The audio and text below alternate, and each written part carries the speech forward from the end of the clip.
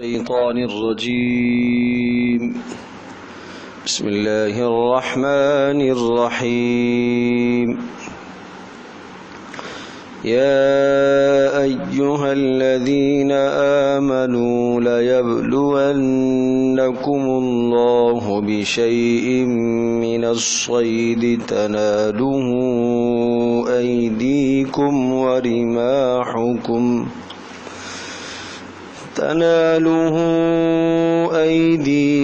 ورماحكم ليعلم الله من يخافه بالغيب فمن اعتدى بعد ذلك فله عذاب أليم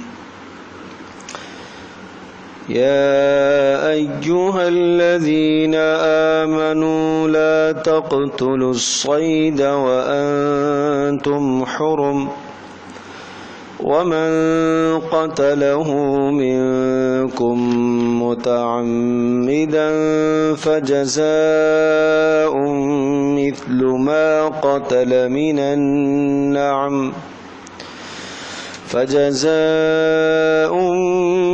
ما قتل من النعم يحكم به ذوى عدل منكم هديا بالغ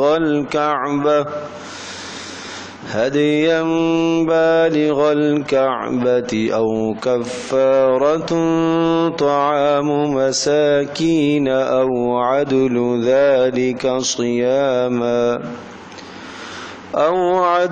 ذلك صياما ليذوق وبال أمره عفى الله عما سلف ومن عاد فينتقم الله منه والله عزيز ذو انتقام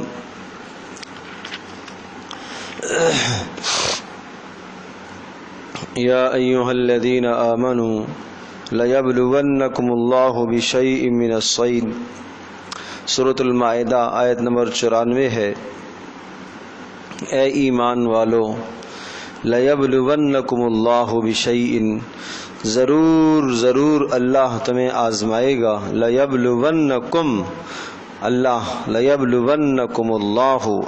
ضرور تمہیں آزمائے گا، لازمی آزمائے گا، یقینی طور پر تمہیں آزمائے گا. بشیء من الصید، کچھ شکار کے ذریعے سے. بشیء کچھ، من الصید شکار کے ذریعے سے. تنالہ ایدیکم، تنالہ پہنچ رہے ہوں گے اس شکار کو. ایدیکم تمہارے ہاتھ، ورماحکم اور تمہارے نیزے. لیعلم اللہ، اور یہ اس لیے اللہ آزمائے گا تاکہ اللہ ظاہر کرے اور واضح کرے یا جانے من یخافہ کہ کون ڈرتا ہے اس سے، بالغیب بن دیکھے. فمن اعتدى بعد ذلك، پس جس شخص نے حد سے تجاوز کیا، بعد ذلك اس کے بعد، یعنی حرام کا حکم نازل ہونے کے بعد، فلہ عذاب علیم، اس کے لیے دردناک عذاب ہے.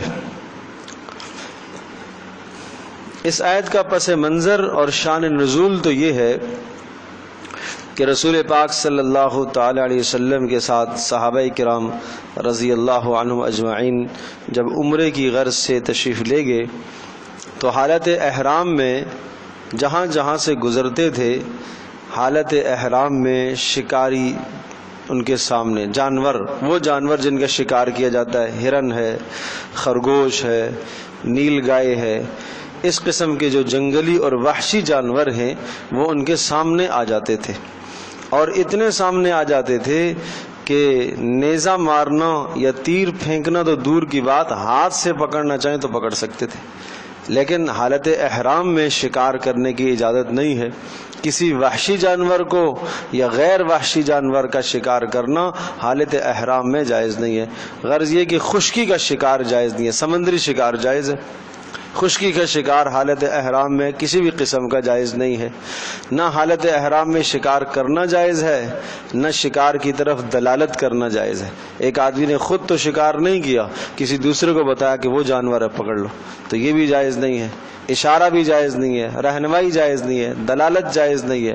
ہاں کوئی اور شکار کر کے لے آیا، ایسا آدمی جو حالت احرام میں نہیں ہے وہ لے کر آ گیا اور اس میں سے آپ نے کھا لیا تو وہ ایک علیحدہ چیز ہے، وہ جائز ہے۔ لیکن حالت احرام میں محرم کو، محرم کہتے ہیں حالت احرام میں جو آدمی ہوتا ہے، اس کے لیے شکار کرنا حلال اور جائز نہیں ہے۔ یہ امتحان آ گیا، اس طرح سے امتحان آ گیا کہ بالکل خیموں کے پاس جانور موجود ہے، ہرن موجود ہے، خرگوش موجود ہے، پکڑنا چاہیں تو ہاتھ سے پکڑ سکتے ہیں۔ اب دیکھتے ہیں کہ تم پکڑ سکتے ہو، تمہیں ضرورت بھی ہے، بھوک بھی لگی ہے، لیکن آزمائش اور امتحان ہے کہ اللہ کا حکم ہے کہ نہیں ہے۔ یہ وہ جانور ہیں جو تمہارے لیے حلال ہیں، لیکن کچھ وقت کے لیے تمہارے لیے ان کا پکڑنا حرام کر دیا گیا، ناجائز ہے تمہارا پکڑنا۔ یہ ہے امتحان۔ اور جب واپسی ہوئی صحابہ کی تو کہتے ہیں واپسی ہم انہی علاقوں سے گزرے ہیں تو واپسی میں کوئی شکار نظر نہیں آ رہا، کوئی جانور ہی نظر نہیں ہے، دور دور سے بھاگ جاتے۔ اب ان کو بھی پتہ چل گیا، بہرحال جانور بھی اللہ کے قبضے میں ہے، تو اللہ پاک پہلے انہیں لے کے آیا خیموں کے پاس، آزمائش اور امتحان۔ لیکن صحابہ کرام رضی اللہ عنہم اجمعین 100% اللہ کے اس امتحان اور آزمائش پر پورے اترے، وہ بچے رہے۔ اس آیت کو برقرار اس لیے رکھا گیا، حالانکہ آج کل کوئی وہاں جاتا ہے حج میں، عمرے میں، تو آج کل تو شکار ہے بھی نہیں، راستے میں نوبت بھی اس کی نہیں آتی، ضرورت بھی نہیں پیش آتی، لیکن اس آیت کو قیامت تک برقرار رکھا گیا کہ تمہاری آزمائشیں اسی طرح سے ہوں گی کہ گناہ کے اسباب تمہارے سامنے آ جائیں گے۔ اب تمہارا امتحان ہے کہ اپنے ایمانی طاقت کی وجہ سے گناہ سے تم بچتے ہو یا گناہ کرتے ہو۔ ایک رات آدمی تنہائی میں بیٹھا ہوا ہے، گناہ کے اسباب اس کے سامنے موجود ہیں، اب اس کا ایمان اسے روکے گا گناہ سے۔ کتنا ایمان ہے، کتنی ایمان کی طاقت ہے، کتنا تمہارے دل میں اللہ کا ڈر ہے کہ اس ڈر کی وجہ سے تم گناہ سے بچ جاؤ گے۔ رات میں تنہائی میں ایک جوان بیٹھا ہوا ہے انٹرنیٹ کے سامنے، اور ہر قسم کی بے حیائی اس کے سامنے موجود ہے، اور سارے گناہ کے اسباب اس کے ساتھ موجود ہیں، اس کے سامنے موجود ہیں۔ اب اللہ کا ڈر اور اللہ کا خوف ہے تو وہ گناہوں سے بچے گا، اور اللہ کا ڈر اور خوف نہیں ہے تو وہ گناہ کا ارتکاب کرے گا۔ تو اس سے یہ سمجھ میں آیا کہ کسی بھی موقع پر جب ہمارے سامنے گناہ کے اسباب سامنے آ جائیں تو یہ ایک امتحان اور آزمائش ہے کہ دیکھتے ہیں کون آدمی ان گناہوں سے بچتا ہے اور کون گناہوں کا ارتکاب کرتا ہے۔ پھر سنیں، یا ایھا الذین آمنوا، اے ایمان والو، لیبلونکم اللہ، ضرور اللہ پاک تمہیں آزمائے گا، بشیء من الصید، کچھ شکار کے ذریعے سے، تنالہ ایدیکم، تمہارے ہاتھ ان کو پہنچ رہے ہوں گے، یعنی تم ہاتھوں کے ذریعے سے ان کو پکڑ سکو گے، ورماحکم، اور نیزوں کے ذریعے سے تمہارے نیزے بھی ان کو پہنچ رہے ہوں گے، لیعلم اللہ من یخافہ بالغیب، یہ اس لیے ہے تاکہ اللہ پاک ظاہر کرنا چاہے کہ کون ڈرتا ہے، من یخافہ، کون اللہ سے ڈرتا ہے، بالغیبی، بغیر دیکھے، فمن اعتدى بعد ذلك، جس شخص نے حد سے تجاوز کیا، بعد ذلك، اس کے بعد، حرمت کے آ جانے کے بعد، فلہ عذاب علیم، ان کے لیے دردناک عذاب ہے۔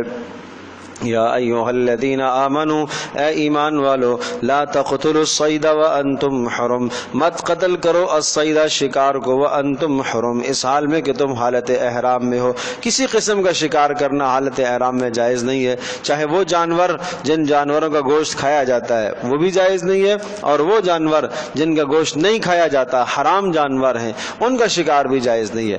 البتہ احادیث مبارکہ سے وہ صورت مستثنی ہے کہ اگر آپ کے اوپر کوئی جانور حملہ آور ہو جائے تو پھر اس کا مارنا، اس کا قتل کرنا آپ کے لیے جائز ہے۔ شیر درندہ کوئی سامنے آ گیا اور حملہ کر رہا ہے، یا ویسے بھی جناب موذی جانور ہے، جیسا کہ حرم کے اندر بتایا کہ اگر حرم میں جو ہے وہ چیل ہے اور بچھو ہے اور سانپ ہے اور چوہا ہے، یہ موذی جو جانور ہیں اگر حرم کے اندر بھی ہوں گے تو پکڑے جائیں گے، مارے جائیں گے، موذی جانور ہے۔ تو اس سے پتہ چلا کہ اس قسم کا اگر کوئی موذی جانور ہے جس سے انسان کو ایذا اور تکلیف ہوتی ہے، سانپ اگر کہیں حرم میں آ گیا تو چھوڑ نہیں دیں گے، ماریں گے، اس کو پکڑیں گے۔ ومن قتلہ منکم متعمدا، اور ومن قتلہ، اور فرمایا کہ جو شخص قتلہ، اس کو قتل کر دے، کس کو؟ شکار کو مار دے، منکم، تم میں سے، متعمدا، جان بوجھ کر، تو کیا سزا ہے؟ فجزاء مثل ما قتل من النعم، فجزاء اس کے ذمے بدلہ ہے برابر برابر کا، مثل ما قتل اس برابر کا جو اس نے قتل کیا ہے، من النعم جو چوپایا جو جانور اس نے قتل کر ڈالا اس کے برابر کا بدلہ اس کے ذمے ہے۔ مطلب یہ ہوا کہ اگر اس نے کوئی جانور قتل کیا ہے، مثال کے طور پر اس نے ہرن مار دیا ہے، تو ہرن کے برابر کا یا ہرن کی قیمت کا، بعض نے کہا کہ جسامت کے اعتبار سے برابری ہے اور بعض نے کہا کہ قیمت کے اعتبار سے برابری ہے، جیسے ممکن ہو۔ اگر جسامت کے اعتبار سے برابری ہے تو ہرن کا برابر جسم والا جانور بکری ہے، چھوٹی سی بکری، وہ آدمی دے دے، یہ کفارہ دینا پڑے گا۔ اور یا یہ ہے کہ جناب قیمت کے اعتبار سے برابری کی، اس ہرن کی کیا قیمت ہے، یہ ہرن کی جتنی قیمت ہے اتنی قیمت اس کو بطور کفارے کے دینا پڑے گی۔ اسی طرح سے کسی نے اگر شتر مرغ کو مار دیا تو اس کا برابر اونٹ سمجھا جاتا ہے، اونٹ کو اس کو برابر کہا گیا ہے۔ اسی طرح سے کسی نے نیل گائے مار دی تو اس کے بدلے میں اس کو گائے ذبح کرنا ہے، سمجھو جی۔ تو فجزاء مثل ما قتل، تو فرمایا کہ فجزاء اس کا پورا پورا بدلہ ہے، مثل ما قتل جو اس نے قتل کیا جو جانور، من النعام جانوروں میں سے۔ اب اس کا فیصلہ کون کرے گا کہ بھئی اس کی کتنی قیمت ہے جو آپ نے مارا ہے؟ یحکم بہ ذوا عدل منکم، فیصلہ کریں گے تم میں سے دو آدمی، ذوا عدل عدل والے، انصاف والے، کہ تاکہ اس شخص کا بھی نقصان نہ ہو، اس پر بھی کوئی گراں نہ ہو کہ اگر وہ جانور جو اس نے مارا ہے اس کی قیمت 5,000 روپے ہے اور آپ نے اس پر جرمانہ 10,000 کا لگا دیا، یہ بھی ٹھیک نہیں ہے۔ اور اگر وہ اس نے مارا ہے وہ 5,000 کا تھا، اس نے جرمانہ لگا دیا 2,000 روپیہ، یہ بھی ٹھیک نہیں ہے۔ ظاہر ہے یہ جرمانہ کس کے پاس جائے گا؟ یہ فقراء کے پاس جائے گا۔ تو فقراء کی بھی رعایت رکھی جائے اور اس شخص کی بھی رعایت رکھی جائے جس نے جرم کیا ہے۔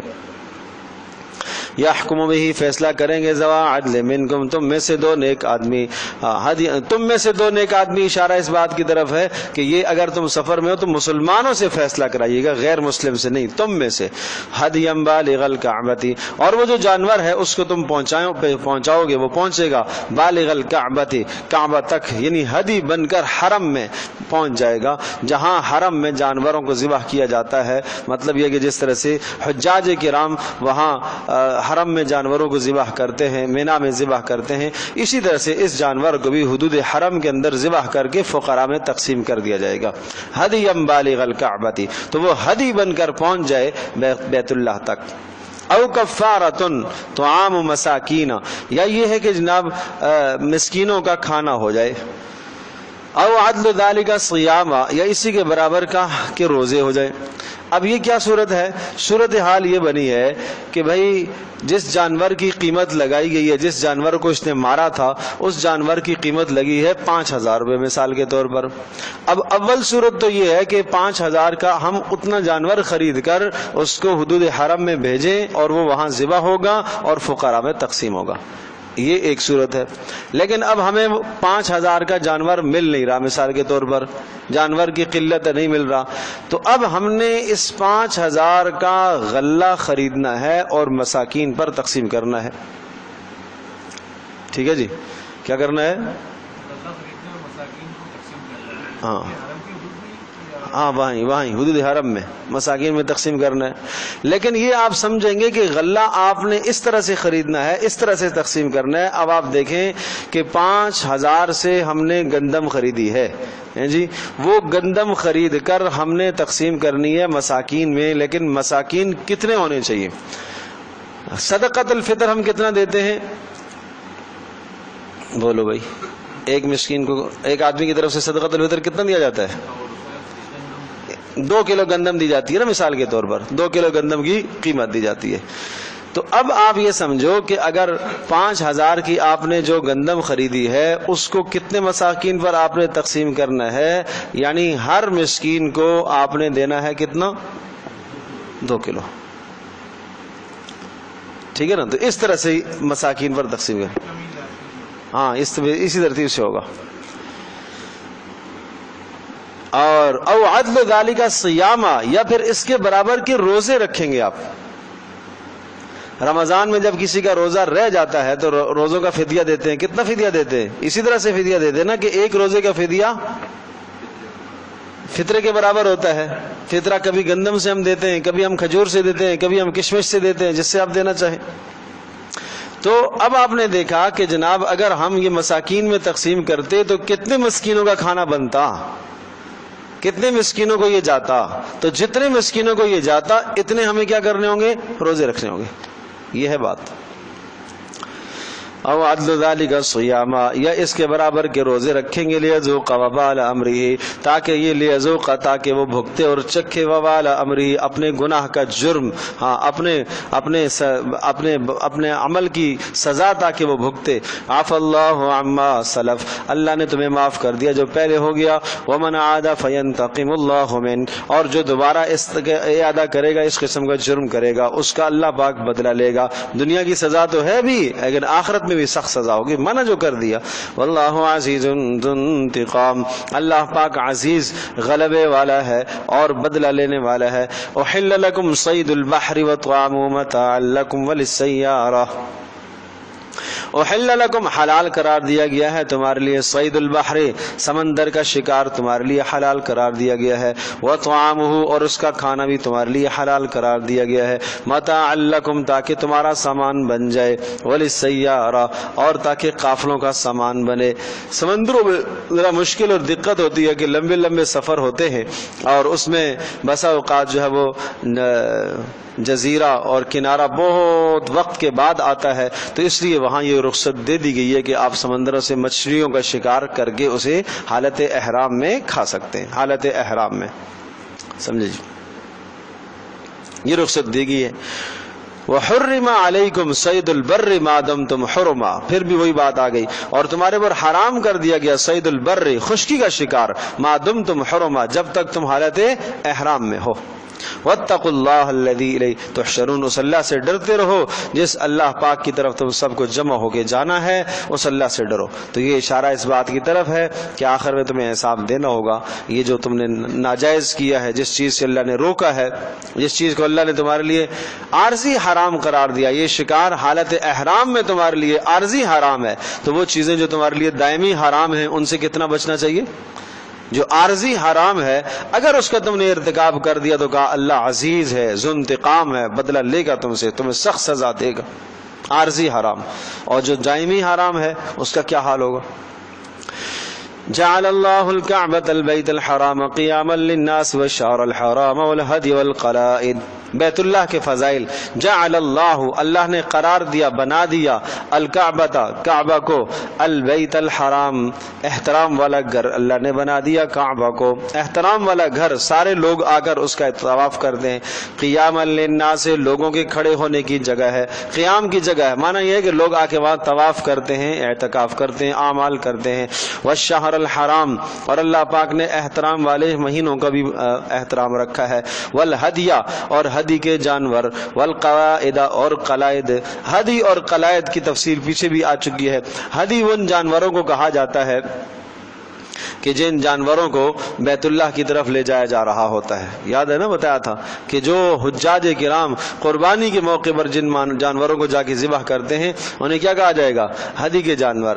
اور پھر انہی میں سے بڑے جو جانور ہوتے ہیں جن کے گلوں میں پٹے ڈال دیتے ہیں ان کو قلائد کہا جاتا تھا. سمجھے، پٹے اس لیے ڈال دیتے تھے، اونٹ ہے، اب ذبح اس کو ہونا ہے، وہاں جا کے ذبح کرا جائے گا مینا کے اندر، لیکن جاتے ہوئے یہ حکم ہے کہ بغیر شدید مجبوری کے اس پر سواری آپ نے نہیں کرنی ہے. تو اس لیے گلے میں پٹا ڈال دیتے تھے کہ بھئی نشانی ہوتی تھی کہ یہ جانور کیا ہے، ہدی کا جانور ہے. بات سمجھے گی. اور اسی طرح سے بکری ہے، دودھ نہیں اس کا استعمال کرنا ہے. جیسے قربانیوں کے موقع پر آپ یہی کہتے ہیں نا، اس میں مسئلہ آپ پڑھتے ہیں، بتایا جاتا ہے کہ قربانی کا جانور جو اگر دودھ والا جانور ہے تو اس کا دودھ آپ استعمال نہیں کریں گے، دودھ دو کر آپ صدقہ کریں گے، آپ خود استعمال نہیں کریں گے. سمجھے جی. تو اسی طرح سے ان جانوروں کو کسی انتفاع حاصل کرنا جائز نہیں ہوتا تھا. جب آدمی نیت کر لے کہ اس کو میں حدود حرم میں مینا میں جا کے ذبح کروں گا، یہ میرے حج کی ہدی ہے، تو اس کے بعد ان کا احترام لازم تھا. تو اسی طرح سے اشارہ فرمایا کہ ہدی اور قلائد ان جانوروں کا بھی احترام لازم ہے. ذالک لتعلموا ان اللہ یعلم ما فی السماوات وما فی الارض، یہ سب باتیں اس لیے، یہ ترغیب اس لیے کیا تاکہ تم جان سکو کہ اللہ پاک وہ ذات ہے جو جانتا ہے آسمانوں میں اور زمینوں میں، وَأَنَّ اللَّهَ بِكُلِّ شَيْءٍ عَلِيمٌ، اور اللہ تبارک و تعالیٰ ہر شے کو جاننے والا ہے۔ مطلب یہ ہے کہ اللہ تبارک و تعالیٰ جانتا ہے تمہارے لیے مفید کیا چیز ہے اور مضر کیا چیز ہے۔ آسمانوں اور زمینوں کی ہر بات اللہ جانتا ہے کہ تمہارے لیے مفید کیا ہے، مضر کیا ہے۔ اعلموا ان اللہ شدید العقاب، جان لو اس بات کو اللہ پاک سخت سزا دینے والا ہے جو باز نہ آئے گا۔ وان اللہ غفور الرحیم، اور اللہ پاک بخشنے والا مہربان ہے۔ اس آیت میں دونوں چیزوں کو، رحمت اور عذاب، دونوں کو جمع کیا گیا۔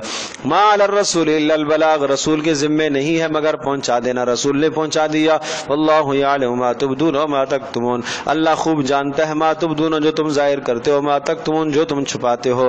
قل، کہہ دیجئے، لا یستوی الخبیث والطیب، نہیں برابر ہو سکتے خبیث اور طیب، دونوں برابر نہیں ہو سکتے، یعنی برے اور اچھے برابر نہیں ہو سکتے۔ مطلب یہ کہ حرام جو ہے وہ خبیث ہے اور حلال جو ہے وہ کیا ہے، طیب ہے، جائز طیب ہے، ناجائز خبیث ہے۔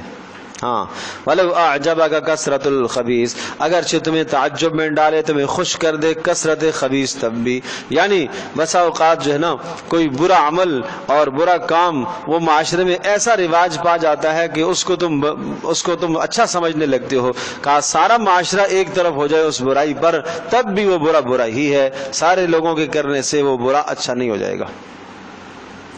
فاتقوا اللہ یا اولی الالباب لعلکم تفلحون، اللہ سے ڈرتے رہو اے عقل مندو تاکہ تم کامیاب ہو جاؤ۔ یا ایھا الذین آمنوا لا تسألوا عن اشیاء، افراط اور تفریط، گناہوں کے معاملے میں افراط اور تفریط سے بچنا، اور سوال کرنے کا انداز سمجھایا گیا کہ کس قسم کا سوال کرنا ہے، کیسے کرنا ہے۔ یا ایھا الذین آمنوا، ایمان والو، لا تسألوا عن اشیاء، مت سوال کرو ایسی چیزوں کے بارے میں، ان تبد لکم تسؤکم، ان تبد لکم، اگر ظاہر کر دیا جائے تمہارے لیے، تسؤکم، تو تمہیں برا لگے گا، وَإِن تسألوا عنها، اور اگر تم پوچھو گے عنہا، ان چیزوں کے بارے میں، حین ينزل القرآن، جب قرآن نازل ہو رہا ہوگا، تبد لکم، تمہارے لیے ظاہر کر دیا جائے گا۔ عفا اللہ عنها، اللہ پاک نے درگزر کر دیا گزشتہ سوالات کو۔ واللہ غفور حلیم، اللہ بخشنے والا اور تحمل مزاج ہے۔ اس کا پس منظر یہ ہے کہ آپ علیہ الصلوۃ والسلام ایک مرتبہ تشریف لائے اور آپ علیہ الصلوۃ والسلام سے کسی نے سوال پوچھا، مختلف سوالات۔ بعض روایت میں کہ آپ نے ارشاد فرمایا کہ مجھ سے جو ہے وہ کوئی جو سوال پوچھنا چاہے سوال پوچھو، اس طرح سے۔ تو ایک نے سوال کیا کہ میرا باپ کہاں ہے؟ تو آپ نے فرمایا جہنم میں، کفر پر مرا تھا اس کا باپ۔ دوسرے نے پوچھا میرا باپ کون ہے؟ تو وہ بھی آپ نے بتایا کہ فلاں ہے، حذیفہ تمہارا باپ ہے۔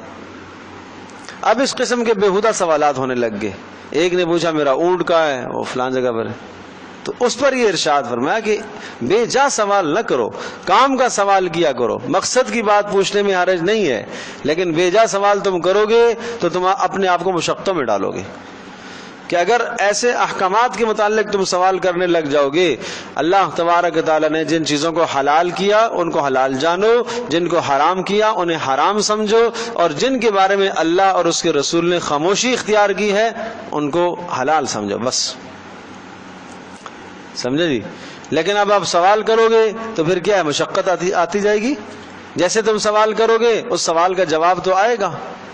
جیسے کہ ایک موقع پر ایک شخص نے سوال کیا اللہ کے رسول حج کی فرضیت آئی تو کہا کہ صرف یہ اسی سال ہے یا ہر سال ہے؟ یعنی صاحب نصاب پر حج ہر سال ہوگا یا ایک بار ہوگا زندگی میں؟ تو آپ خاموش رہے۔ پھر دوبارہ اس نے سوال کیا، پھر آپ خاموش رہے، پھر 12 سوال کیا، تو پھر آپ نے کہا کہ کیا سوال کر رہے ہو؟ اب اگر میں ہاں کر دوں تو یہ ہر سال ہو جائے گا، سمجھے جی۔ زکوٰۃ کی طرح ہر سال پھر صاحب نصاب کو حج پہ جانا پڑے گا۔ تو اس لیے صحابہ بہت کم سوال کرتے تھے کہ ایسا نہ ہو کوئی سختی کا حکم نازل ہو جائے۔ تو بیہودہ سوال تو ویسے بھی نہیں کرنا چاہیے نا، کسی بھی قسم کا سوال بیہودہ سوال نہیں کرنا چاہیے۔ کام کی بات پوچھنے میں حرج نہیں ہے، بیہودہ سوال جس سوال کا کوئی مقصد نہ ہو، جس سوال کا جناب آخرت میں ہم سے سوال نہ کیا جائے، ہم سے پوچھا نہ جائے، وہ سوال بیہودہ سوال ہیں۔ اب کوئی پوچھتا ہے اصحاب کہف کا کتا کیسا تھا؟ اچھا اس کے باپ کا کیا نام تھا؟ اس کی ماں کا کیا نام تھا؟ ارے بھائی یہ ساری چیزیں ہم سے نہیں پوچھی جائیں گی، عمل کرو۔ اس دن ایک بات آدمی سوال پوچھ رہا ہے بڑی شد و مت کے ساتھ، مجھے یہ بتائیں رسول پاک صلی اللہ علیہ وسلم کی نماز جنازہ کس نے پڑھائی تھی؟ میں نے کہا قبر میں یہ سوال تو ضرور ہوگا کہ یہ رسول پاک صلی اللہ علیہ وسلم کون تھے، ان کے بارے میں آپ کیا جانتے ہو، یہ نہیں ہوگا کہ ان کی جنازہ کس نے پڑھائی تھی. سمجھے؟ تو کام کا سوال پوچھو، ضرورت کی سب بات پوچھو، پوچھنے میں منع نہیں ہے، سمجھے، لیکن بےہودہ سوال مت پوچھو، ایسا سوال جس کا تعلق نہ آخرت سے ہے، نہ دنیا سے ہے، نہ نفع کا ہے، بلا وجہ اپنی معلومات میں اضافے کے لیے سوال پوچھ کر اگلے کو پریشان کرنا، تنگ کرنا، وقت اگلے کا ضائع کرنا، یہ بیکار باتیں ہیں. کام کے سوال میں حرج نہیں ہے. بسا اوقات سوال ہوتا ہے، بہت سارے ہمارے پاس سوالات آتے ہیں، میسیجز آتے ہیں، وائس میسیج آتے ہیں سوالات کے. اب وہ سوال ہوتا ہے کوئی آدھے منٹ کا، چند سیکنڈ کا، لیکن اس کے لیے تمہید ہوتی ہے اتنی لمبی، سنتے سنتے سنتے آدمی پک جاتا ہے. اب 5 منٹ 6 منٹ 10 منٹ کی آڈیو کون سنے گا سوال کی؟ نہ سنو تو مولوی صاحب سنتے نہیں ہیں، جواب نہیں دیتے. اللہم صلی علی محمد. تو بھائی ذرا آسانی پیدا کیا کرو اپنے لیے بھی ہمارے لیے بھی، ہر اعتبار سے ضرور سوال پوچھو. کام کی بات کا انشاءاللہ جواب دیا جائے گا، لیکن ان آداب کی رعایت رکھ کر سوال پوچھو. لا تسألوا عن اشیاء، مت سوال کرو ایسی چیزوں کے بارے میں، ان تبد لکم تسؤکم، اگر تمہارے سامنے ظاہر کر دیا جائے گا تو تسؤکم، تو تمہیں غم ہوگا. وہی بات ہے، کسی نے پوچھا نا کہ میرا باپ کہاں ہوگا؟ جہنم میں. کہیں ظاہر کرنے سے کیا ہوگا؟ غم تو ہوگا پھر.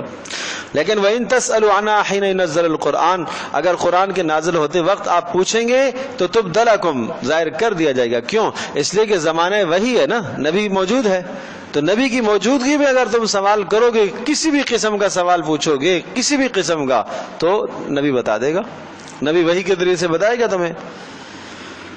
عفا اللہ عنہا، اللہ نے تمہیں درگزر کر دیا، آئندہ خیال رکھنا. واللہ غفور حلیم، اللہ بخشنے والا ہے اور تحمل والا ہے. قد سألها قوم من قبلکم، دیکھو بے جا اور فضول سوالوں کا نتیجہ کیا ہوتا ہے وہ بتایا.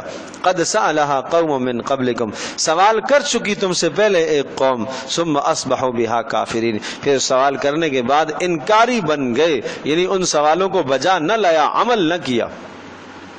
موسیٰ علیہ السلام کی قوم نے سوالات کیے، اس سے اشارہ موسیٰ علیہ السلام کی قوم کی طرف ہے، سمجھے جی. انہوں نے سوال کیے تھے کہ جناب بقرہ کس طرح کی ہونی چاہیے، کیسی ہونی چاہیے، بتا دیا ایسی ہونی چاہیے، سمجھے جی. لا فارزن ولا بکر، اگر یوں حکم جب آیا تھا کہ بقرہ کو ذبح کر دو، گائے کو ذبح کر دو، کر دیتے تو جان چھوٹ جاتی. وہ کہنے لگے ماہیا، ہمیں سمجھ میں نہیں آیا بقرہ کیسی ہو، تو پھر سختی آ گئی کہ فاردن ولا بکر، کہ ایسی جو ہے وہ بوڑھی بھی نہ ہو، جوان بھی نہ ہو، عوانن بین ذالک، درمیان کی ہو. قید لگ گئی نا، شرط لگ گئی ساتھ. پھر کہنے لگے اچھا رنگ کیسا ہونا چاہیے؟ کا رنگ پھر صفرا ہونا چاہیے، زرد رنگ کی گائے کہاں سے ملے گی؟ یہ زرد رنگ گایوں میں کم ہوتا ہے، سمجھے. سفید تو مل جائے گی، کالی بھی مل جائے گی، لال بھی مل جائے گی، اب زرد کہاں سے لائیں گے؟ نیلا رنگ ہے وہ گائے میں کہاں آئے گا، سمجھے جی. اللہ اکبر. لیکن وہ زرد بھی ایسا تسر الناظرین جو بالکل آنکھوں کو لگنے والا ہو، بیچ میں کوئی اور دبا بھی نہ ہو، سمجھے جی. پھر کہنے لگے کہ نہیں اب سمجھ میں نہیں آئی، اب آپ بتائیں کہ کیا کریں، کیسی ہونی چاہیے. اس وقت ذبح کر دیتے تو پھر بھی جان چھوٹ جاتی. تو پھر لا تسیر الارض ولا تسقی الحرث مسلمۃ لا شیۃ فیہا، ایسی گائے کے جو مذکورہ رنگ تو بتا دیا، عمر بھی اس کی بتا دی کہ نہ بوڑھی بھی نہ ہو، جوان بھی نہ ہو، لیکن مزید یہ کہ کبھی بھی اس نے کسی کھیت میں کوئی کام نہ کیا ہو، کبھی پانی جو ہے ڈھول اس نے نہ نکالے ہو. مسلمۃ لا شیۃ فیہا، ہر عیب سے سالم ہو، کوئی زخم نہ لگا ہوا ہو، کوئی اس کو تکلیف نہ ہوئی ہو، کبھی بیمار نہ ہوئی ہو. لا شیۃ فیہا، کوئی اور دبا بھی اس میں نہ ہو. پھر کہنے لگے الآن جئت بالحق، اب پکی بات آئی ہے. فذبحوها وما كادوا يفعلون، اب ذبح کیا انہوں نے، 40 سال لگا دیے اللہ کے بندوں نے، سمجھے جی. تو اس لیے جو بات بتائی جائے بس اس پر اللہ کا نام لے کے عمل شروع کر دیا کرو. ما جعل اللہ من بحیرۃ ولا سائبۃ ولا وصیلۃ ولا حام، یہاں اشارہ اس بات کی طرف ہے کہ جن چیزوں کو اللہ نے حرام نہیں قرار دیا ان کو تم کیوں حرام سمجھتے ہو. بحیرہ، سائبہ، وصیلہ، حام، یہ مشرکین کی ہاں یہ بدترین اصطلاحات تھی. یہ سارے کے سارے جانور حلال تھے. تو بحیرہ اس جانور کو کہا جاتا تھا، وہ مادہ جانور اونٹنی ہے جس کا دودھ منع کر دیتے تھے کہ بس یہ فلاں بت کے نام وقف ہو گئی ہے، سمجھے جی، فلاں بت کے نام کیا ہو گئی، وقف ہو گئی، تو اس کو بحیرہ کہتے ہیں۔ اب اس کا کیا ہے، دودھ استعمال نہیں کرتے تھے۔ پھر کیا ہوتا تھا، اس کا دودھ وہ جنگل میں چرتی رہتی تھی وہیں، اور اس کا وہ جو بتوں کے پاس مجاور بیٹھے ہوئے ہوتے تھے وہی اس کا دودھ نکال کے استعمال کرتے تھے، سمجھے جی، یہ بحیرہ کہلاتی تھی۔ اور اسی طرح سے سائبہ اس جانور کو کہا جاتا تھا کہ اس کے اوپر سوار ہونا روک دیتے تھے اور یہ کہتے تھے کہ نہیں، آج کے بعد اس پر ہم سوار نہیں ہوں گے، اس پر سوار ہوں گے ہمارے فلاں بزرگ، بس وہ راتوں کو آئیں گے، دنوں کو آئیں گے، سفر کریں گے، ان کو جانا ہوگا، یہ ان کی اونٹنی ہے، ان کے نام پر وقف ہے۔ تو سائبہ اس کو کہتے تھے، سواری جس پر منع کر دیتے تھے، سمجھے جی۔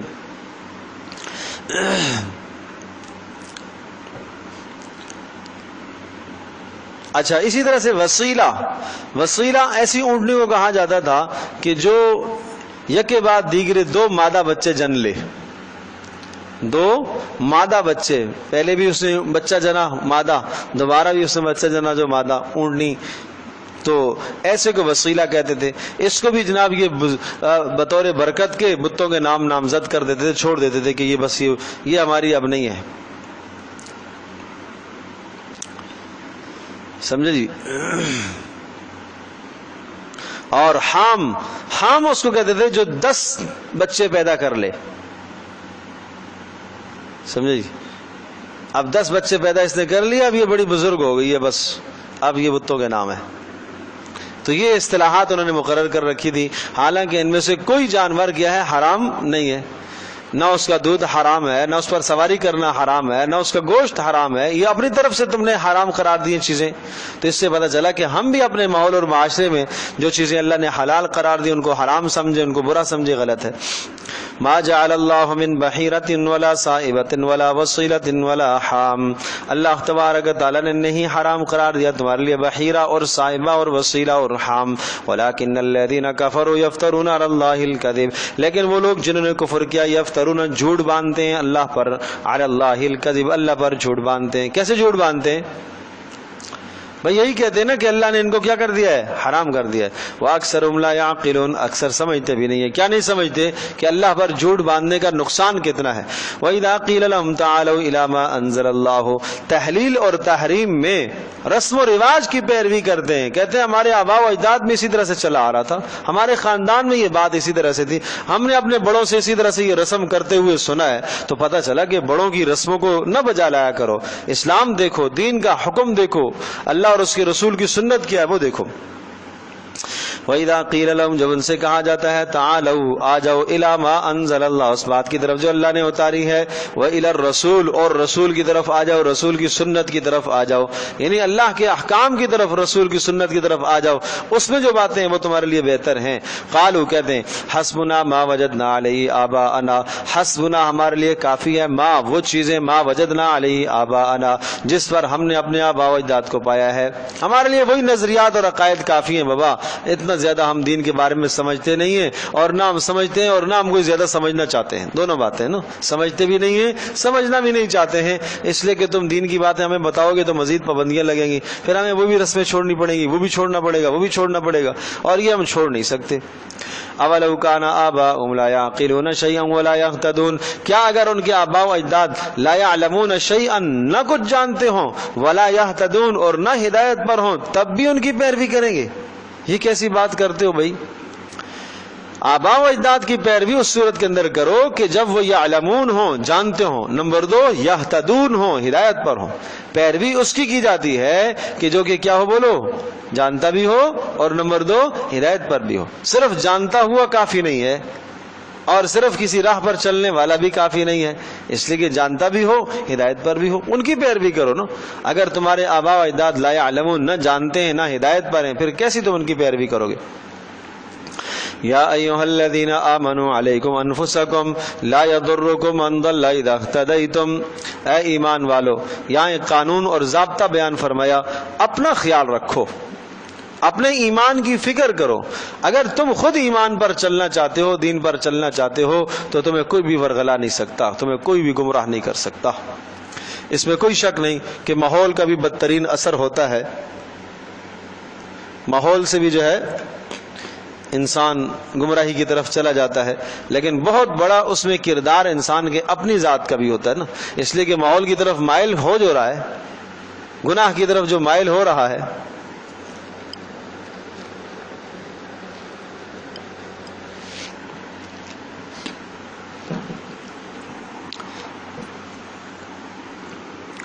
اچھا ماحول بھی فراہم کرو، اچھی تربیت بھی دو بچوں کو، نسلوں کو اچھی تربیت کرو، اچھا ماحول فراہم کرو۔ صرف اچھا ماحول بھی کافی نہیں ہے، صرف تربیت بھی کافی نہیں ہے، دونوں چیزوں کا ہونا ضروری ہے، دونوں شے لازم اور ملزوم ہے ایک دوسرے کے ساتھ۔ وہ کہتے ہیں ایک بادشاہ کے یہاں مصاحبوں میں مناظرہ ہو گیا وزراء میں، تو ایک نے کہا کہ اصل جو ہے نا وہ تربیت ہوتی ہے، ماحول سے کچھ اثر نہیں پڑتا۔ دوسرے نے کہا نہیں، اصل ماحول ہوتا ہے، تربیت کچھ نہیں ہے، سمجھے جی۔ تو بادشاہ نے دونوں کے ذمے کیا کہ بھائی تم ہر ایک آدمی اپنی اپنی دلیل لے کر آؤ کہ اصل تربیت ہوتی ہے۔ جس نے کہا کہ اصل تربیت ہوتی ہے وہ پھنس گیا بیچارہ، جس نے کہا اصل ماحول ہوتا ہے، سمجھے جی۔ تو اب جب یہ مناظرہ ہوا تو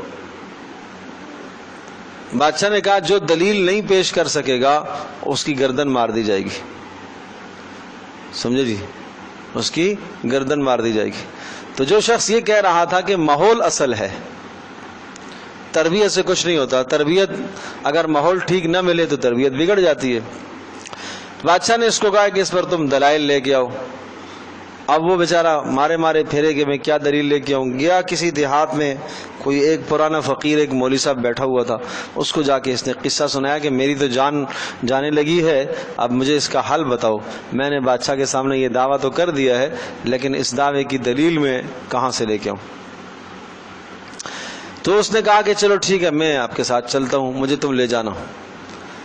تو لے گئے اس کو، اس نے ایک اپنا تھیلا رکھا ہوا تھا، اس تھیلے میں کچھ اپنا سامان ڈال کے وہ فقیر صاحب وہ بھی دربار میں پہنچ گئے۔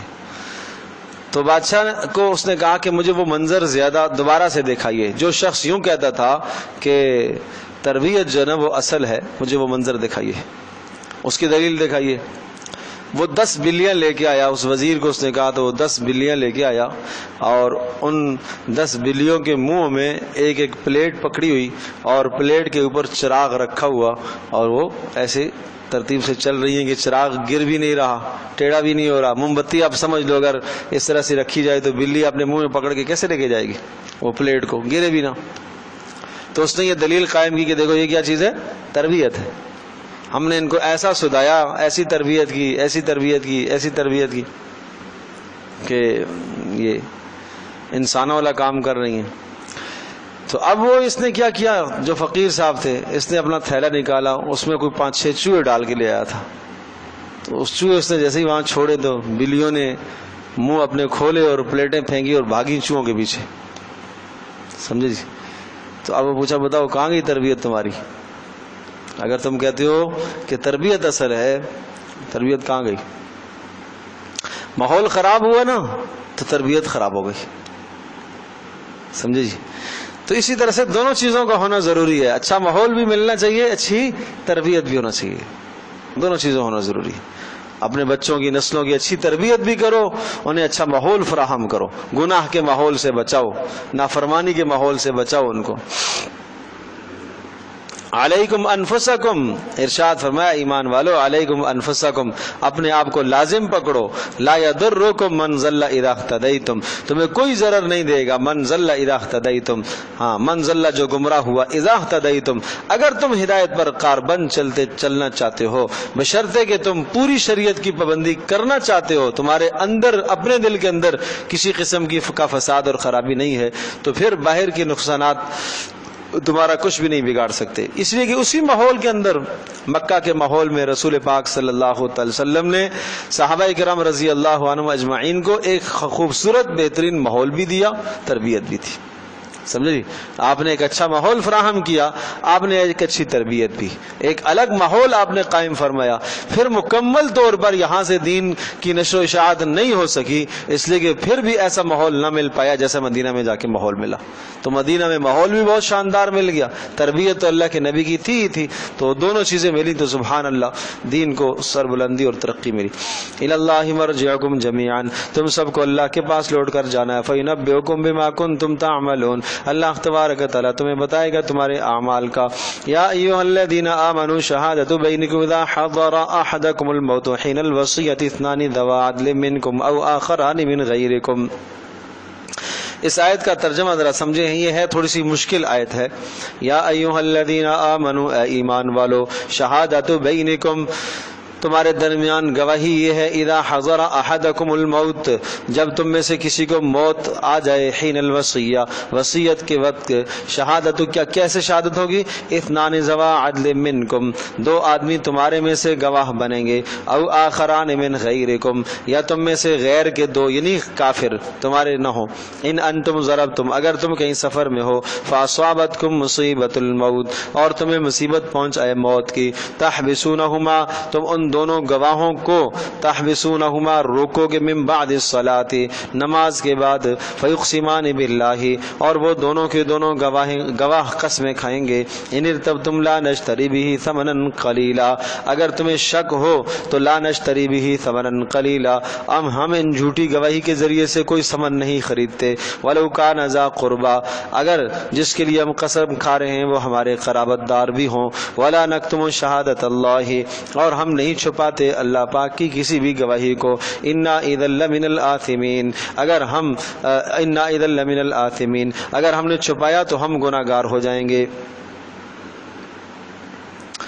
اصل میں قصہ یہ ہوا تھا کہ ایک شخص مدینہ منورہ سے، صحابہ کرام رضی اللہ عنہم اجمعین میں سے ایک شخص تھے، اور وہ سفر پر تھے گئے، اور انہوں نے سفر کے دوران جب بیماری آئی اور ان کو اپنی موت کے آثار نظر آنے لگ گئے، تو سفر کے رفیقوں میں سے دو آدمی تھے جو مدینہ کے یہود تھے، ان دونوں کو انہوں نے بلایا اور بلا کر اپنا سارا سامان دیا اور وصیتیں کی، بھئی یہ میرا سامان ہے، یہ میرے گھر میں پہنچا دینا، مدینہ میں میرے گھر میں پہنچا دینا، میرا آخری وقت ہے۔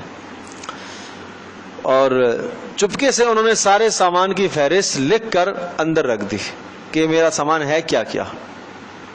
تو انہوں نے کیا کیا، ان کو یہ نہیں پتا تھا کہ اندر پرچی بھی رکھی ہوئی ہے، انہوں نے وہ سارا سامان لا کے مدینہ میں گھر میں دے دیا، بیچ میں سے ایک سونے کا پیالہ انہوں نے چرا لیا۔ تو جب ان کے ورثاء نے پرچی پڑھی، اچھا انہوں نے قسمیں کھا کے کہہ دی کہ بھئی ہمیں جو سامان دیا گیا تھا وہ یہی سامان ہے، ہم نے یہ سپرد کر دیا آپ کے۔ لیکن کچھ دنوں کے بعد جب پتہ چلا، جب پرچی انہوں نے کھولی تو اس پرچی کے اندر یہ بھی لکھا تھا کہ اس میں کیا ہے، سونے کا پیالہ ہے۔ جب سونے کے پیالے کی بات آئی تو ورثاء نے ان دونوں لوگوں سے رابطہ کیا کہ بھئی ایک سونے کا پیالہ بھی تھا، انہوں نے قسمیں کھانا شروع کر دی کہ نہیں بھائی ہم نے کوئی بھی چیز نہیں چرایا۔ پھر ان کو نماز کے بعد روکا گیا کہ سب کے سامنے یہ قسمیں کھا کر یہ اعلان کریں گے کہ ہم نے آپ کے سامان میں سے، آپ کے اس شخص کے سامان میں سے کوئی شے نہیں چوری کی ہے۔ وہ ممکن ہے پیالہ کسی اور کے ہاتھ پر اس نے فروخت کیا ہو اور وہاں سے فروخت ہوتے ہوتے ہوتے ہوتے مدینہ میں آ گیا ہو، سمجھے جی۔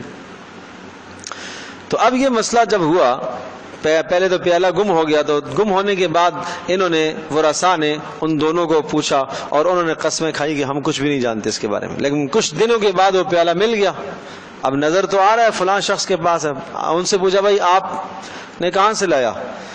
تو اس نے کہا کہ مجھے ان دو آدمیوں نے کیا کیا تھا، بیچا ہے، جو ابھی بھی کچھ دن پہلے سفر سے آئے تھے۔ تو اب تو بات کھل گئی۔ تو جب پھر دوبارہ ان سے پوچھا گیا تو انہوں نے قسمیں کھا کر یوں کہا کہ بھائی یہ ہم نے ان سے خریدا تھا۔ تو یہ ہے قصہ اصل میں۔ تو اس قصے کی یہاں پر تفصیل ذکر کی گئی ہے۔ فرمایا کہ اذا حضر احدکم الموت حین الوصیۃ اثنان ذوا عدل منکم، کہا جب تم میں سے کسی کو موت حاضر ہو جائے تو اسنان ذوا عدل منکم، تم میں سے دو گواہ، تم دو کو گواہ بناؤ، او آخران من غیرکم، یا دو اور گواہ بناؤ جو تمہارے غیر کے ہوں. یعنی غیر کے ہوں مطلب اگر تم سفر میں ہو تو تمہیں مسلمان نہ ملیں تو کافروں کو بنا لو جیسا کہ اس نے بنایا.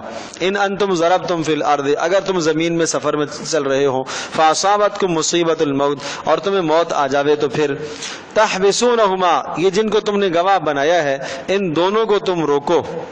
ورثاء ہوگے مدعی اور وہ ہوگے مدعا علیہ، ان کو تم روکو.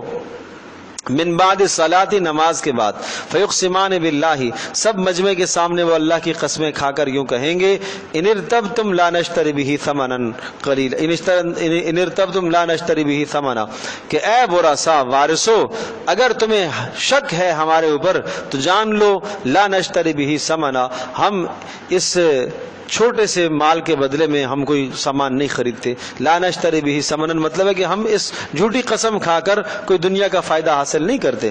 ولو کان ذا قربا، اور جس کے لیے ہم قسم کھا رہے ہیں اگرچہ ہمارا قرابت دار بھی ہو، جب بھی ہم ایسا نہیں کریں گے. ولا نکتم شہادت اللہ، ہم گواہی کو نہیں چھپائیں گے، اگر ہم ایسا کریں گے تو ہم کیا ہوں گے؟ گناہگار ہوں گے. یہ ان دو اشخاص نے اس طرح سے آ کے مسجد میں اقرار کر لیا، لیکن چند دنوں کے بعد کیا پتہ چلا؟ پیالہ وہ نظر آ گیا.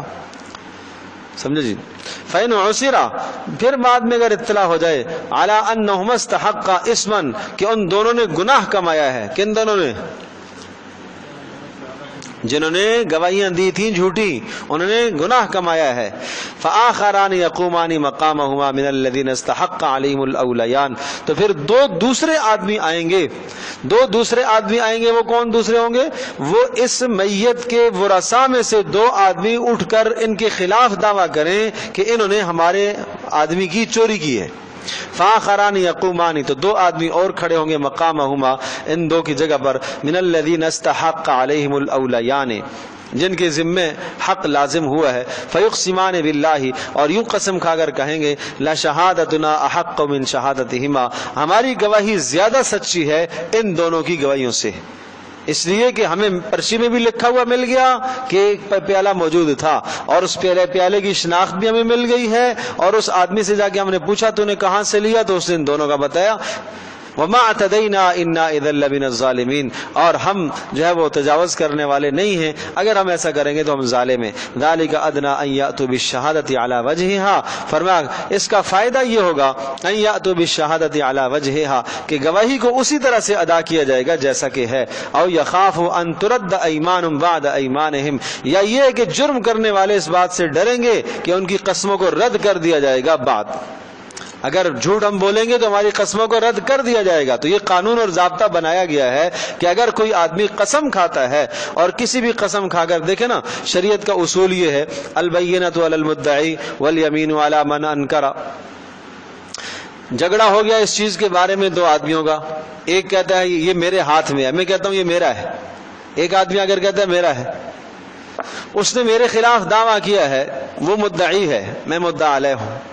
اس نے کہا کہ فلاں مول صاحب کے پاس جو یہ چیز ہے وہ کس کی ہے؟ وہ میری ہے.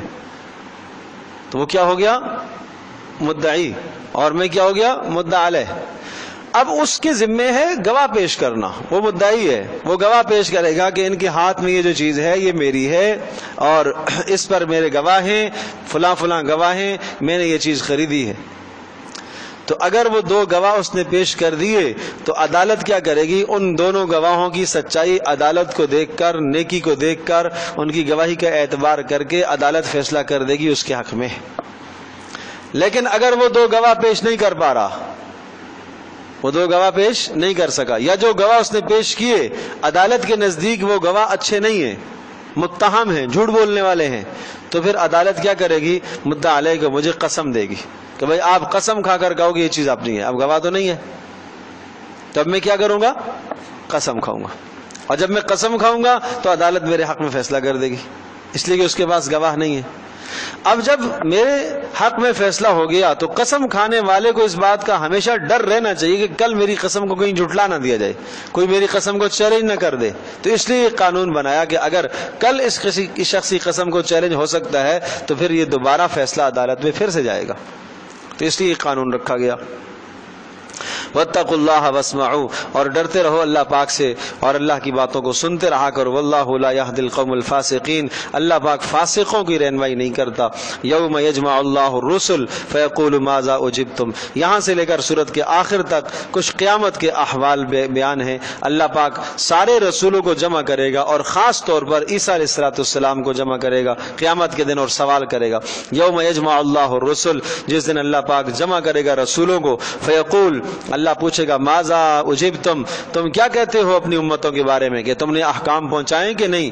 قالوا، کہیں گے لا علم لنا انک انت علام الغیوب، اے اللہ ہمیں تو کچھ بھی نہیں معلوم ہے، تو غیب کو جاننے والا ہے۔ یعنی تمہارے مرنے کے بعد امتوں نے کیا کیا ہے؟ تو سب انبیاء کہیں گے اللہ ہم جب تک موجود تھے تو ہم تو نگرانی کرتے رہے، مرنے کے بعد ہمیں کوئی حال نہیں معلوم۔ خاص طور پر عیسیٰ علیہ السلام سے علیحدہ، اذ قال اللہ یا عیسیٰ ابن مریم، اللہ پاک عیسیٰ بن مریم سے پوچھے گا اذکر نعمتی علیک وعلی والدتک، بتا کیا نعمت میں نے تمہارے پر کی تھی اور تیری ماں پر کیا نعمت کی تھی۔ تمہارے پر نعمت، تمہیں نبوت عطا فرمائی، یہ نعمت ہے۔ بچپن میں تمہیں نبوت عطا فرمائی، یہ نعمت ہے۔ تمہاری ماں پر نعمت کیا، مقام اس کا بلند کیا ہے، عزتیں عطا فرمائی ہیں، اور اسی طرح سے الزام سے بری کیا ہے، یہ ماں پر نعمت ہے۔ اذ ایدتک بروح القدس، جب میں نے تمہاری تائید کی ہے فرشتے کے ذریعے سے، جہاں جہاں جاتے تھے عیسیٰ علیہ السلام جبریل ساتھ ہوتے تھے۔ تکلم الناس، یہ دوسری نعمت تھی، تکلم الناس، آپ بات کرتے تھے لوگوں کے ساتھ، فی المہد و کہلا، مہد میں، سمجھے، گود میں بات کرتے تھے، ماں کی گود میں تھے تو بات کر رہے تھے، چند گھنٹوں کے پیدا ہوئے عیسیٰ علیہ السلام بات کر رہے تھے۔ وکہلن، اور اس وقت بات کریں گے آپ جب آپ کے بال سفید ہو جائیں گے۔ کہل، کہول کا زمانہ، 40 سال کے بعد کا زمانہ، یہ کہول کا زمانہ کہلاتا ہے۔ یہ عیسیٰ علیہ السلام جب دوبارہ نازل ہوں گے تو یہ وہ زمانہ آئے گا، اس کی طرف اشارہ ہے۔ وَإِذَا عَلَّمْتُكَ الْكِتَابَ، اور تیسری نعمت میں نے آپ کو سکھائی کتاب۔ کتاب سے مراد تمام کتب سماویہ، آسمانی کتابیں ہو سکتی ہیں، اور خاص طور پر قرآن بھی ہو سکتا ہے۔ والحکمت، اور حکمت سے مراد سنت رسول بھی ہو سکتا ہے، یہ اشارہ اس بات کی طرف ہے کہ دوبارہ آئیں گے۔ والتورات، اور تورات ہم نے آپ کو سکھائی، اور انجیل بھی سکھائی۔ تو اب اس سے پتہ چلا کہ تورات انجیل کا الگ سے تذکرہ آیا، تو کتاب سے مراد کیا ہے؟ قرآن مجید ہے۔ وَإِذْ تَخْلُقُ مِنَ الطِّينِ كَهَيْئَةِ الطَّيْرِ بِإِذْنِي، اور یہ نعمت بھی یاد کر کے، اِذْ تَخْلُقُ مِنَ الطِّينِ، جب تو پیدا کرتا تھا، بناتا تھا، مِنَ الطِّينِ، مٹی سے، كَهَيْئَةِ الطَّيْرِ، پرندوں کی شکلوں کی طرح۔ حقیقی پرندے نہیں تھے، پرندوں کی شکلیں بنتی تھی، اور وہ اس میں روح ڈالتے تھے، پھونکتے تھے تو وہ اڑنے لگ جاتے تھے۔ جب نظروں سے اوجل ہوتا تھا تو وہ گر جاتا تھا۔ ایسا نہیں ہے کہ جو پرندہ پیدا ہو گیا بس وہ پیدا ہی ہو گیا، ایسا نہیں تھا، تاکہ اللہ کی تخلیق میں اور عیسیٰ علیہ السلام کی تخلیق میں فرق تو رہے۔ فتنفخ فیہا، اور تو اس میں پھونکتا تھا، فتکون طیرا باذن اللہ، وہ اللہ کے باذنی، وہ میرے حکم سے وہ طیر پرندہ بن جاتا تھا، میرے حکم سے، تیرے حکم سے نہیں۔ وتبرئ الاکمہ والابرص، اور جب تو درست کرتا تھا الاکمہ، نابینے کو، والابرص، برس والی بیماری کو تو درست کرتا تھا، باذنی، میرے حکم سے، ہر جگہ پر لگایا میرے حکم سے۔ وَإِذْ تُخْرِجُ الْمَوْتَى، اور جو تو مردوں کو زندہ کرتا تھا، یہ بھی باذنی، میرے حکم سے۔ جا کے کہتے تھے کھڑے ہو جاؤ اللہ کے نام سے، تو وہ کھڑا ہو جاتا تھا، حال احوال بتاتا تھا، پھر دوبارہ فوری مر جاتا تھا۔ وَإِذْ كَفَفْتُ بَنِي إِسْرَائِيلَ عَنْكَ، اور وہ وقت یاد کر، یہ بھی نعمت تھی کہ جب میں نے روکا تیرے سے بنی اسرائیل کو، إِذْ جِئْتَهُمْ بِالْبَيِّنَاتِ، جب تو ان کے پاس دلائل لے کے آیا، فَقَالَ الَّذِينَ كَفَرُوا، کہا ان لوگوں نے جنہوں نے کفر کیا، إِنْ هَذَا إِلَّا سِحْرٌ مُبِينٌ، یہ نہیں ہے مگر صاف جادو۔ عیسیٰ علیہ السلام کو جادوگر کہنے لگے، جادو کی باتیں کہنے لگے۔ وَإِذَا أُوحِيتُ إِلَى الْحَوَارِيِّينَ أَنْ آمِنُوا بِهِ، اور وہ وقت یاد کر جو میں نے وحی کی تھی، إِلَى الْحَوَارِيِّينَ، تیرے ساتھیوں کی طرف، أَنْ آمِنُوا بِهِ، کہ میرے اوپر ایمان لائیں، وَبِرَسُولِي، اور میرے رسول پر، قالوا، سب نے کہا تھا، آمنا، ہم ایمان لائے، وَاشْهَدْ بِأَنَّنَا مُسْلِمُونَ، اور تجھے بھی انہوں نے کہا تھا کہ تو بھی گواہ رہے اے عیسیٰ کہ ہم ماننے والے ہیں۔ إِذْ قَالَ الْحَوَارِيُّونَ، اور اس کے بعد پھر نزول مائدہ کا مسئلہ آیا، بہت سارے حواری بعد میں بگڑ گئے کچھ۔ اذ قال الحواریون، وہ وقت بھی یاد کر جب آپ کے حواریوں نے، ساتھیوں نے کہا تھا، یا عیسیٰ ابن مریم، هل يستطيع ربك، کیا تیرا پروردگار اس کی طاقت رکھتا ہے، ان ينزل علينا مائدة من السماء، ان ينزل، کے اتارے ہمارے اوپر، مائدة من السماء، آسمان سے ایک دسترخوان جو کھانوں کا بھرا ہوا ہو۔ قال، تو نے کہا تھا، اتقوا اللہ، اللہ سے ڈرو، ان کنتم مؤمنین، اگر تم ایمان رکھتے ہو تو ڈرو، بے جا سوال نہ کرو، اللہ پاک قادر غیر مطلق ہے، لیکن جب تم منہ مانگی چیز مانگو گے اور وہ تمہیں دی جائے گی تو پھر نہ ماننے پر سخت عذاب آئے گا۔ بھائی ایسے سوال نہ کرو، عیسیٰ علیہ السلام نے منع کیا۔ وہ کہنے لگے نا نا نا نرید ان ناکل منہا، ہم چاہتے ہیں کہ ہم کچھ نہ کچھ اس سے کھا لیں، برکت کے لیے، آسمان سے کھانا آئے گا نا تو برکت کے لیے تو ہم کھائیں گے۔ وتطمئن قلوبنا، اور ہمارے دل مطمئن بھی ہو جائیں گے کہ واقعی آپ اللہ کے رسول ہیں۔ ونعلم ان قد صدقتنا، اور ہم یقین سے جان لیں گے کہ آپ نے سچ بولا ہے، آپ نے سچ کہا اپنی رسالت کے دعوے میں۔ ونکون علیہا من الشاہدین، اور دوسرے لوگوں کے لیے ہم گواہ بنیں گے۔ اچھا بھائی، یہ بڑی حکمتیں، شیطان اس طرح سے پٹیاں پڑھاتا ہے نا آدمی کو، سمجھے کہ ہم کیا کریں گے، برکت کے لیے کھائیں گے نا، برکت تو حاصل کرنی چاہیے، دل ہمارے مطمئن ہو جائیں گے اور ہم یقین جانیں گے کہ آپ نے سچ کہا، اور ہم گواہ بن جائیں گے اس بات پر کہ اوروں کے لیے کہ آپ اللہ کے رسول ہیں۔ قال عیسیٰ ابن مریم، عیسیٰ علیہ السلام نے یوں دعا کی، اللہم ربنا، اے ہمارے پروردگار، انزل علینا مائدۃ من السماء، اتار دیجیے ہمارے اوپر ایک دسترخوان آسمان سے، تکون لنا، کہ ہو جائے وہ دسترخوان، عیدن لاولنا و آخرنا، خوشی کی بات ہو جائے، عیدن خوشی کی بات ہو جائے، لاولنا ہمارے موجودین کے لیے جو ہم موجود ہیں برکت حاصل کریں گے، وآخرنا اور جو بعد میں آنے والے ہیں ان کے لیے بھی خوشی کی بات ہو کہ ہمارے آبا و اجداد نے آسمان سے دسترخوان اترا ہوا کھایا، وآیۃ منکا، اور اے اللہ آپ کی طرف سے ایک نشانی ہوگی میری نبوت کی، وارزقنا، اے اللہ کھلا دے، وانت خیر الرازقین، تو بہترین کھلانے والا ہے، تیرے لیے کیا مشکل ہے۔ اچھا جی، قال اللہ انی منزل علیکم، اللہ نے ارشاد فرمایا انی منزلها علیکم، میں اس کو تمہارے اوپر نازل کروں گا، لیکن یاد رکھنا فمن یکفر بعد منکم، اس کے بعد جس نے انکار کیا، فانی اعذب عذابا، پھر میں ایسا سخت عذاب دوں گا، لا اعذب احدا من العالمین، کہ جہانوں میں نے کسی کو ایسا عذاب نہ دیا ہوگا۔ یہ یاد رکھو پھر کہ اب پھر نہیں مانو گے تو پھر سخت عذاب آئے گا۔ اب اس میں مفسرین کی یہاں دو گروہ ہیں، ایک گروہ کا کہنا یہ ہے، ایک جماعت کا، کہ نازل نہیں ہوا تھا دسترخوان، اس لیے کہ اللہ نے وعدہ فرمایا کہ اگر میں نازل کروں گا، لیکن اب جس نے انکار کیا اس کے بعد تو اس کو سخت سزا دی جائے گی۔ سب ڈر گئے، نہیں بھائی نہیں چاہیے، بس ہم معافی مانگتے ہیں، نہیں چاہیے۔ اکثر مفسرین کی رائے ہے کہ اترا ہے، اور وہ اترا ہے دسترخوان، آسمان سے آیا، اب اس پر قسم قسم کے کھانے سجے ہوئے تھے، ایک بادل آیا، اس بادل کے اندر وہ دسترخوان تھا، نیچے رکھ دیا گیا، اچھا جی کھاؤ۔ اب ڈر کے مارے کھائیں نہ، کیسے کھائیں گے بھائی، ڈر لگ رہا تھا کہ برکت کے لیے ہم نے مانگ تو لی ہے، لیکن ایسا نہ ہو کہ یہ بات آ چکی تھی کہ سخت عذاب آئے گا پھر اگر نہیں مانو گے تو۔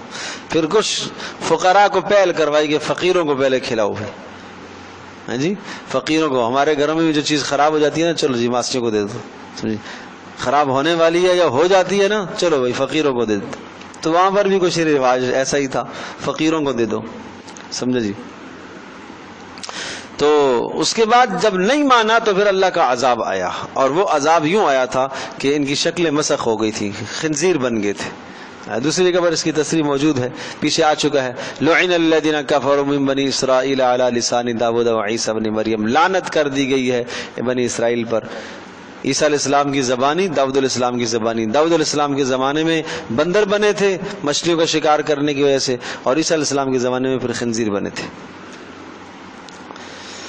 اللہ اکبر۔ وَإِذْ قَالَ اللَّهُ يَا عِيسَىٰ، اور کہا وہ وقت بھی یاد کرو جب اللہ پاک کہے گا عیسیٰ علیہ السلام کو، اے عیسیٰ بن مریم، أَأَنْتَ قُلْتَ لِلنَّاسِ، یہ سخت سوال ہوگا عیسیٰ علیہ السلام سے، أَأَنْتَ قُلْتَ لِلنَّاسِ، کیا تو نے کہا تھا لوگوں کو، کیا اتخذونی وَأُمِّيَ إِلَٰهَيْنِ مِن دُونِ اللَّهِ، کہ مجھے اور میری ماں کو تم رب بناؤ، الہین ہم دونوں کو معبود بناؤ اللہ کو چھوڑ کر۔ عیسیٰ علیہ السلام کہیں گے سبحانک، اے اللہ تو پاک ہے۔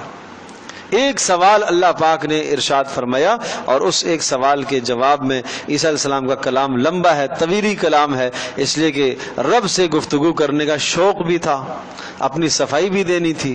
اللہ اکبر۔ اللہ تو جانتا ہے، پہلی بات سبحانک، اے اللہ تو پاک ہے۔ کس بات سے پاک ہے؟ کہ میں تیرا شریک بنوں یا میری ماں تیرا شریک بنے، نمبر 2 ما یکون لی ان اقولا ما لیس لی بحق، ہمیں زیب نہیں دیتا ما یکون لی ان اقولا کہ میں وہ دعویٰ کروں کہوں جو حق نہ ہو، کہ میں کہوں کہ میری عبادت کرو یا میری ماں کی عبادت کرو۔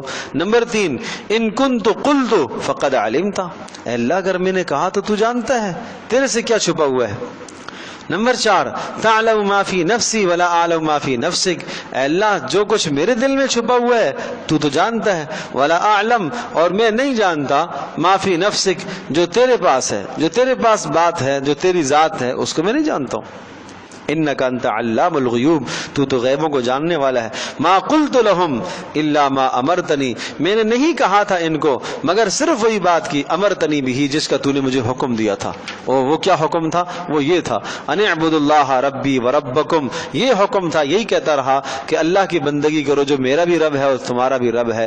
وکنت علیہم شہیدا، اے اللہ میں ان کے سامنے مطلع تھا، ان کے حالات میں معلوم کرتا تھا۔ ما دمت فیہم، جب تک ان میں موجود تھا۔ فلما توفیتنی، جب تو نے مجھے پورا اٹھا لیا آسمانوں پر، کنت انت الرقیب علیہم، اے اللہ اب تو نگہبان ہے، وانت علی کل شیء شہید، آپ ہر شے پر گواہ ہیں، اب مجھے کوئی نہیں بتا۔ تو عیسیٰ علیہ السلام اس طرح سے اپنی سوائی پیش کر کے پھر دوسری درخواست پیش فرمائیں گے، ان تعذبہم، ٹھیک ہے اللہ اگر آپ ان کو عذاب دینا چاہتے ہیں، فإنہم عبادک، وہ آپ کے بندے ہیں، آپ عذاب دینے پر قدرت رکھتے ہیں۔ وَإِن تَغْفِرْ لَهُمْ، لیکن اگر آپ معاف کرنا چاہتے ہیں، فَإِنَّكَ أَنْتَ الْعَزِيزُ الْحَكِيمُ، فَإِنَّكَ أَنْتَ الْعَزِيزُ الْحَكِيمُ، پھر بے شک آپ غلبے والے بھی ہیں اور آپ حکمت والے بھی ہیں۔ مطلب ہے کہ غلبے والے ہیں، آپ عذاب دینے کا اختیار رکھتے ہیں، اور نہیں دیں گے آپ کی حکمت کا تقاضا ہے۔ تو مغفرت کو 2 صفتوں کے ساتھ لگا دیا، یہ اشارہ اس بات کی طرف ہے کہ اللہ کی رحمت اور مغفرت وہ غصے پر غالب ہے۔ آپ علیہ الصلوۃ والسلام نے ایک دن ساری رات اس آیت کو پڑھتے پڑھتے گزار دی، ان تعذبہم فإنہم عبادک، اے اللہ اگر تو ان کو عذاب دیتا ہے تو تیرے بندے ہیں، اے اللہ اگر تو ان کو معاف کر دیتا ہے تو عزیز اور حکیم ہے۔ قال اللہ ھذا یوم ینفع الصادقین صدقہم، اس وقت اللہ پاک یہ اعلان فرمائے گا، یہ وہ دن ہے کہ آج کے دن سچوں کو ان کی سچائی فائدہ دے گی۔ سمجھے جی؟ آج کے دن نہیں بول رہے، کیا ہوگا؟ سچوں کو ان کی سچائی فائدہ دے گی۔ سچے سے مراد صرف زبان کی سچائی نہیں ہے بھائی، 3 چیزوں میں سچائی اسلام مانگتا ہے، 3 چیزوں میں، عمل میں، زبان میں، دل میں، تینوں میں سچائی۔ تو ہم نے جب کہا نا کہ آمنا، ہم اللہ پر ایمان لائے، آمنا باللہ، اللہ پر ایمان لائے، تو یہ دل بھی اس کے موافق ہو جائے، زبان بھی اس کے موافق ہو جائے، عمل بھی اس کے موافق ہو جائے۔ صادق قرآن کی اصطلاح میں ایسے کو کہا جاتا ہے سچا، جس کو ہم کہتے ہیں نا سچا، جو زبان کا بھی سچا ہو، دل کا بھی سچا ہو، عمل کا بھی سچا ہو۔ زبان سے کچھ اور کہے، عمل اس کے خلاف ہے۔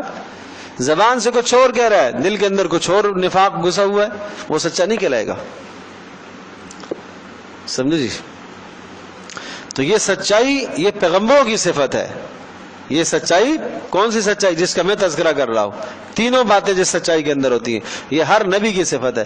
لہم جنات تجری من تحت الانہار، فرمایا ان کے لیے باغات ہیں اور جن کے نیچے سے نہریں بہ رہی ہیں، خالدین فیہا ابدا، ہمیشہ ہمیشہ اس میں رہیں گے۔ رضی اللہ عنہم ورضوا عنہ، اللہ ان سے راضی ہو گیا، وہ اللہ سے راضی ہو گئے۔ ذالک الفوز العظیم، اور یہ ہے بہت بڑی کامیابی۔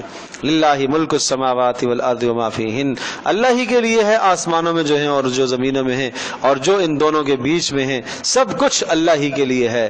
جب سب کچھ اللہ ہی کے لیے ہے، پوری صورت کا خلاصہ اس لفظ میں آ گیا۔